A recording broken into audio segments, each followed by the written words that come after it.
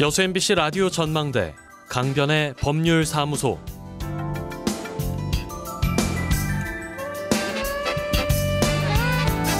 지난 월요일 문재인 대통령이 아랍에미리트에서 개헌안을 전자결재했습니다. 같은 날 정부는 국회에 개헌안을 제출했습니다. 더불어민주당, 자유한국당, 바른미래당 등 여야 3당은 어제 오후 4시에 국회 귀빈 식당에서 회동을 갖고 개헌안 논의를 시작했는데요. 만약에 국회가 5월 24일 이전까지 합의안을 내놓지 못하면 5월 26일 문재인 대통령이 발의한 개헌안을 놓고 표결 절차에 들어가야 합니다. 대통령발 개헌 정국, 지난주에 이어서 오늘도 정부의 개헌안 어떤 내용들이 담겼는지 짚어보겠습니다. 강성민 변호사 연결돼 있어요. 안녕하십니까? 네, 안녕하세요. 자, 저희가 지난 시간에 개헌안에 담긴 중요한 부분들 몇 가지 좀 살펴봤었는데 오늘 개헌안 집중 분석 2탄으로 진행을 해보죠. 먼저 이번 개헌안에 대한민국의 수도에 관한 조항이 들어가 있죠? 네, 맞습니다. 우리나라의 현재 수도는 다들 잘 아시다시피 서울인데요. 예. 사실 현행 헌법에는 이 수도에 관한 조항이 없습니다. 그래서 참여정부 시절이던 2013년 12월 이 신행정수도 특별법이 국회를 통과하면서 행정수도 이전이 현실화될 뻔했는데요. 예. 결국 헌법재판소의 위헌 판결이 나면서 수도 이전이 무산이 되었습니다. 예. 2004년 당시 헌법재판소는 이 서울이 수도라는 점에 대해서 명문의 헌법 규정은 존재하지는 않지만 이 서울이 수도인 점은 관습 헌법이기 때문에 헌법을 개정하지 않는 한 법률로는 수도를 이전할 수는 없다라고 했는데요. 예. 그래서 결국 수도 이전이 무산이 되었고 이 행정부처만을 옮겨서 이 세종특별자치시가 출범을 하게 된 겁니다. 예. 서울이 수도인 점은 관습 헌법이다. 이건 어떤 얘기입니까? 네, 우리 헌법은 총 130조까지로 이루어져 있습니다. 그렇죠. 그래서 이 헌법의 모든 사항을 빠짐없이 규율하는 것이 사실상 불가능한 거죠. 예. 그렇기 때문에 이 헌법 전에 기재가 되지 않은 내용이라도 소위 불문헌법, 관습헌법으로 인정을 할 수가 있다라는 겁니다. 그래서 이 어떤 내용이 예를 들면 방금 말씀하신 것 같은 이런 수도가 서울이다라는 점이 국민들이 그렇게 오랫동안 인식을 해오고 있고 이런 국민들의 수행내적 확신 또는 폭넓은 컨센서스를 얻어서 이 국민이 강제력을 가진다고 믿는 그런 국민적 합의가 성립했다라고 보는 겁니다. 예. 자, 그러면 이번에 헌법 개정안을 통해서 수도가 서울이 아니라 다른 곳으로 정할 수 있게 됐다, 이런 얘기입니까? 네, 맞습니다. 그래서 이번 헌법 개정안에는 대한민국의 수도에 관한 사항은 법률로 정한다라는 내용의 규정이 들어가 있습니다. 예.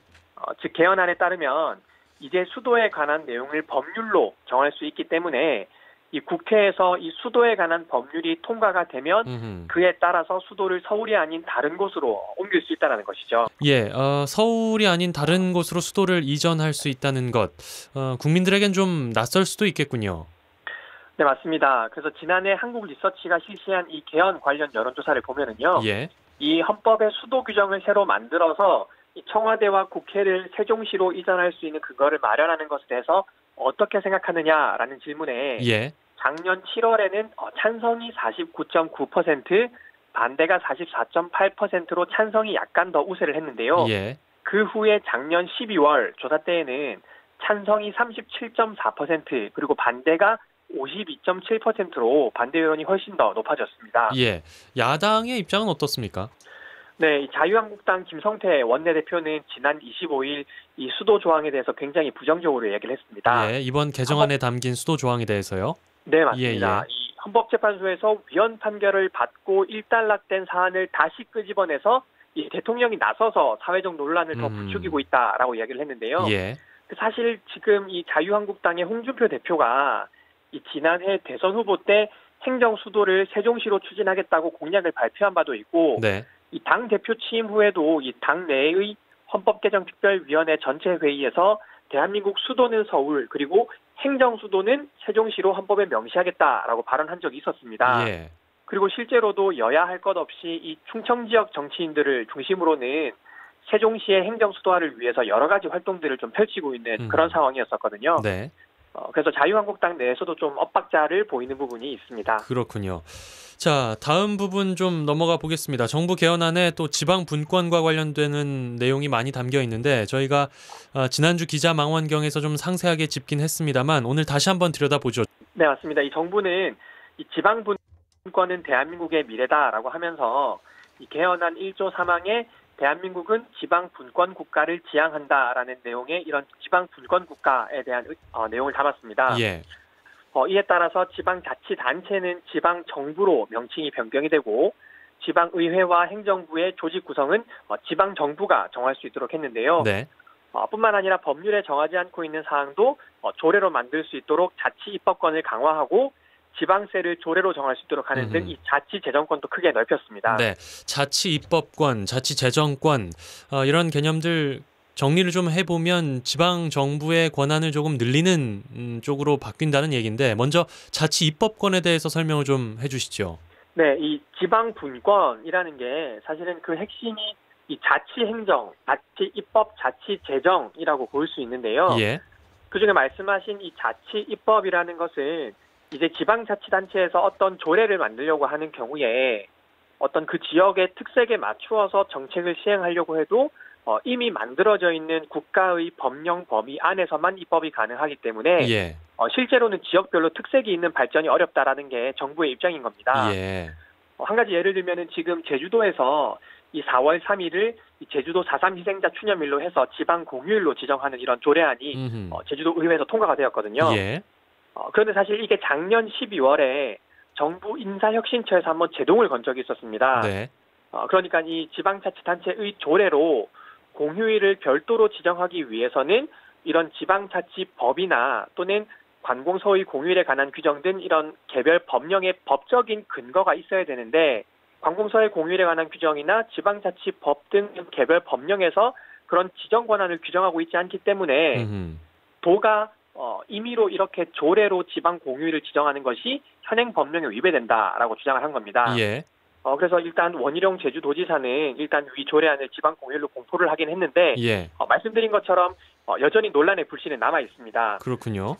이런 것처럼 어쨌든 이 현행 헌법은 법령의 범위 안에서만 이런 자치에 관한 규정을 제정할 수 있다라고 되어 있는데 예. 이 정부 개헌안에 따르면 법률에 위반되지만 않는다면 조례를 제정할 수 있게 되기 때문에 지역적 특색에 맞는 보다 폭넓은 그런 조례를 제정할 수가 있게 되는 겁니다. 네.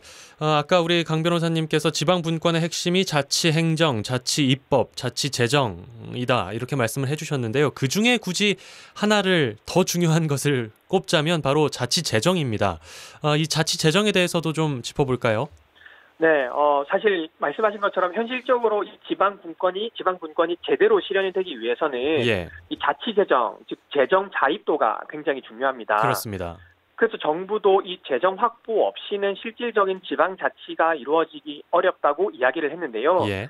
그 정부 개헌안에 보면은 이 자치 사무 수행에 필요한 경비는 지방 정부가 부담을 하고 네. 국가 또는 다른 지방 정부 위임 사무의 집행에 필요한 비용은 그 맡긴 국가나 다른 지방 정부가 부담하는 내용의 규정이 신설이 되어 있습니다. 예. 그리고 지방세 조례주의를 도입을 해서 법률에 위반되지 않는 범위 안에서 자치세의 종목과 세율, 징수 방법 등에 관한 조례를 지방 정부가 제정할 수 있도록 한 겁니다. 예. 자, 이게 지방 분권으로 가는 중요한 대목이고 또 재정 자립도를 올릴 수 있는 방안이긴 합니다만 한편으로는 어떤 특정 지방정부의 재정이 특별히 악화될 수도 있고요. 또 지역 간의 재정 격차가 확대될 수도 있다. 이런 우려들이 있잖아요. 이 부분은 어떻습니까? 네, 맞습니다. 그래서 실제 정부도 좀 말씀하신 그런 지적도 의식한 것처럼 보이는데요. 예. 그래서 개헌안에 또 같이 들어가 있는 새로운 내용이 이 국가와 지방정부 그리고 지방정부 상호 간에 법률로 정하는 바에 따라 이런 적정한 재정 조정을 시행한다라고 규정을 해서 예. 이런 지방 정부 간의 재원의 불균형을 해소하기 위한 근거도 헌법에 직접 마련을 해두겠다라는 입장입니다. 예. 또 주민들의 권리와 관련되는 부분들도 새로운 내용이 개헌안에 들어가 있죠. 네, 맞습니다. 이 정부는 지방 정부의 자치권이 주민으로부터 나온다는 것을 명시를 하고 이 주민이 지방 정부를 조직하고 운영하는데 참여할 권리를 가짐을 명확히 했다라고 이야기를 했습니다. 예. 그래서 이 주민들이 직접 지방 정부의 이런 부패와 독주를 견제할 수 있도록 주민 발언권이라든지 주민 투표권, 주민 소환 제도를 헌법에 규정을 했는데요. 네. 사실 이러한 권리들은 그동안은 이 법률상 권리에 불과했기 때문에 이번에 이것을 헌법상 권리로 좀 더 격상을 시켜서 그리고 명시를 해서 지방정부의 주인이 주민이다라는 것을 헌법적으로도 다시 한번 분명히 밝히겠다라는 입장으로 보입니다. 예, 그 외에 또 어떤 부분들이 있습니까? 네, 그리고 그 외에도 이 중앙정부와 지방정부의 소통을 강화하기 위해서 이 국가자치분권회를 신설해서 대통령과 국무총리 등이 함께 이 지방자치의 균형 발전을 위한 사안을 다룰 수 있도록 하는 그런 내용도 들어가 있고요. 예. 그리고 입법 과정에서도 지방정부의 의견이 반영될 수 있도록 이 지방자치와 관련된 법률안에 대해서는 국회의장이 지방정부에 반드시 그 법률안을 통보하고 지방정부가 이에 대해서 의견을 제시할 수 있도록 하는 그런 내용도 신설을 했습니다. 예, 강변의 법률사무소 강성민 변호사였어요. 고맙습니다. 감사합니다.